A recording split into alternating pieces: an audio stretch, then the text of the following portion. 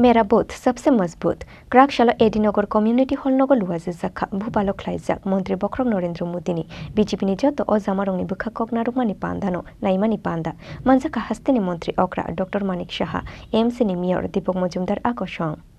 इतना भी कष्ट क्यों न दे, पर महसूस ही नहीं होता। हर एक तभी महसूस करता है।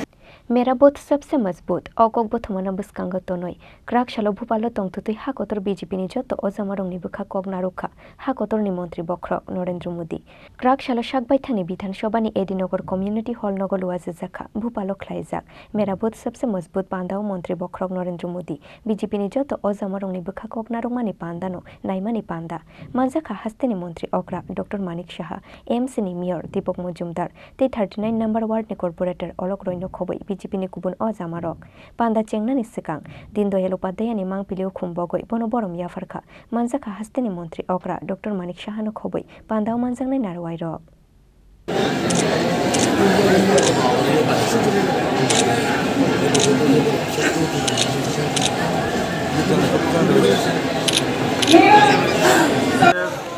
मेरा बूथ सबसे मजबूत এই বিষয়ের উপরে কার্যক্রম ছিল প্রধানমন্ত্রী নরেন্দ্র মোদীজির ভোপাল থেকে তিনি সরাসরি এই কার্যক্রমে যুক্ত হয়েছিলেন এবং লক্ষ লক্ষ কার্যকর্তাদের উদ্দেশ্যে তিনি বার্তা দিয়েছেন ভারতবর্ষের 9 বছর শাসনকালের মধ্যে ভারতবর্ষের যে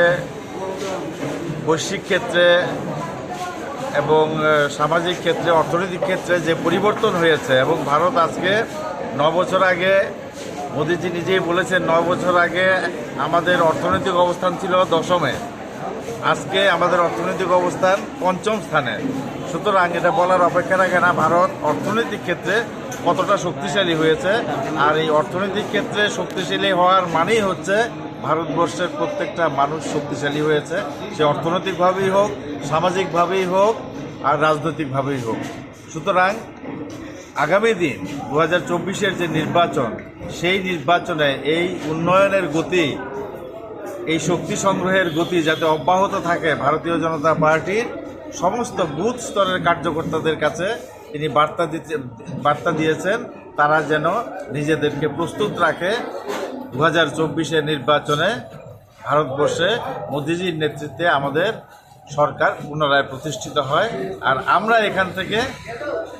আপনাদের মাধ্যমে জানাতে চাই এ রাজ্যে আমাদের দুটো লোকসভার আসন আছে এই দুটো লোকসভার আসন আমরা আগামী 2024-এর নির্বাচনে আমরা মোদিজিকে দেব এবং এখান থেকে ভারতীয় জনতা পার্টির কার্যকর্তারা এই সংকল্পই গ্রহণ করেছে আজকে প্রধানমন্ত্রী দেখলাম ভাষণে বিরোধী জোটকে নিয়েও সমালোচনা করেছেন এটা করে আপনি কি বলবেন বিরোধী জোটকে নিয়ে স্বাভাবিকভাবে কথা এসছে উত্তর দিয়েছেন বিরোধীরা বিরোধিতার জন্য বিরোধিতা করে তাদের মধ্যে কোনো কনস্ট্রাকটিভ বিরোধিতা নেই এবং